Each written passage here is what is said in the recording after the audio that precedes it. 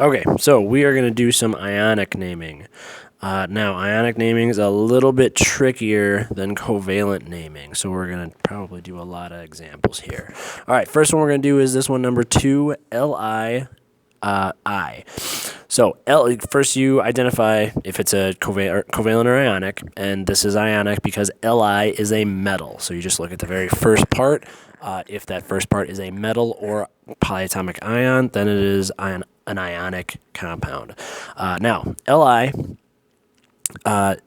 next thing you do is check to see if that metal is in the variable charge chart. So we look down here at this variable charge ions chart. Li is not in that chart. So what that means is we do not need to worry about Roman numerals. Okay, so since that is true, all we have to do is name the two parts and replace the second part, replace the end of the second part with IDE. So the first part is lithium, and the second part is iodine. And we are going to replace that end with IDE, so iodide. Okay, nice and easy. Okay, all right, so next, let's do FeCl2. Okay, now, first, again, check to see if it's ionic or covalent. Fe is iron, that is a metal, so it is ionic. Next, we check to see if Fe is in the variable charge chart. So Fe is right there at the bottom, iron. That is in the variable charge chart. So what that means is we have to use Roman numerals. Okay, so we're gonna write out iron. Oh gosh darn it! I don't know why it friggin' does that sometimes.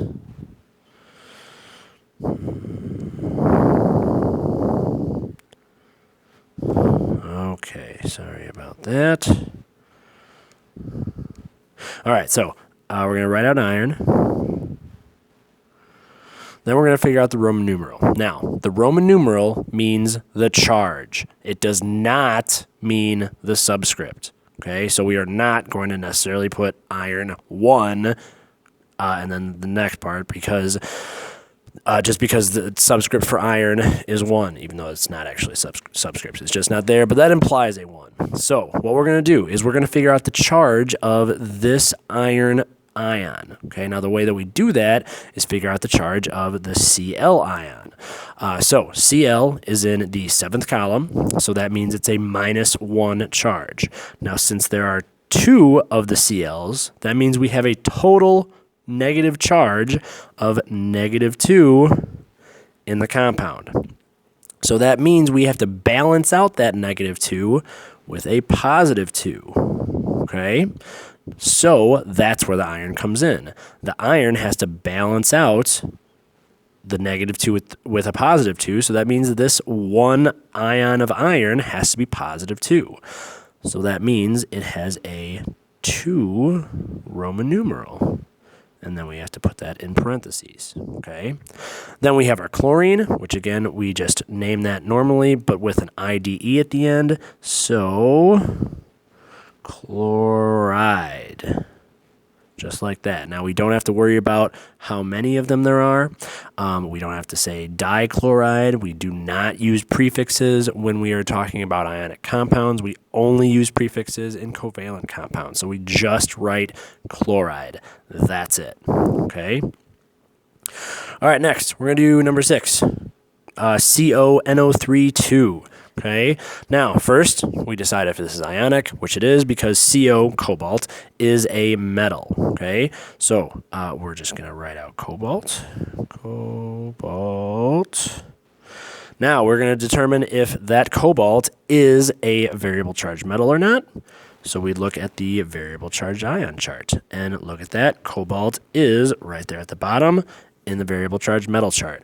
So that means we are going to use Roman numerals. Okay, now we have to figure out what Roman numeral to use.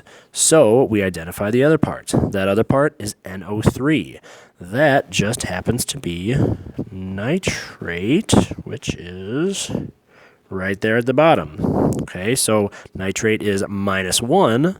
Since there are 2 nitrates, that means we have a -2 total charge.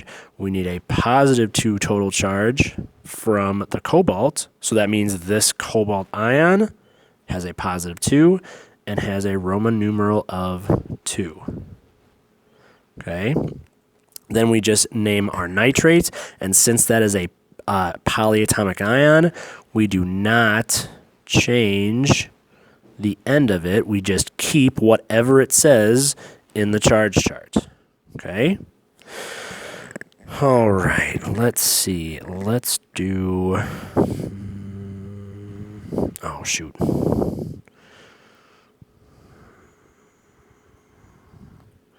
All right, looks like there's not an example of what I want in these ones, so let's scroll a little bit. There we go. Okay, so we're going to do number 19, CuCO3.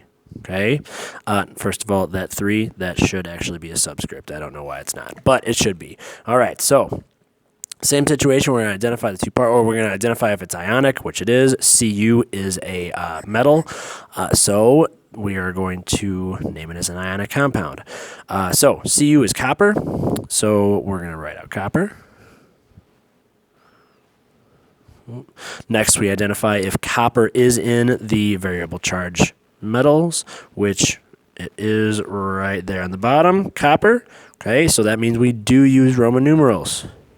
Okay, next we're going to identify the second part, CO3. So that is carbonate, which is right there at the bottom now. Okay, so carbonate is -2.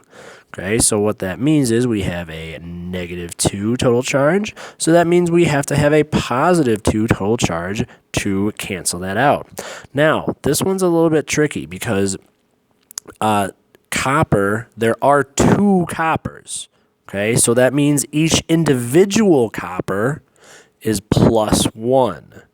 Okay, so that means our Roman numeral is going to be a 1, not a 2, because we do need a total charge of +2, but the Roman numeral represents what the charge of each individual ion is, not the total charge. So since there are 2 coppers, then we take whatever our total charge is and divide it by 2, which is 1. So this is copper 1 carbonate.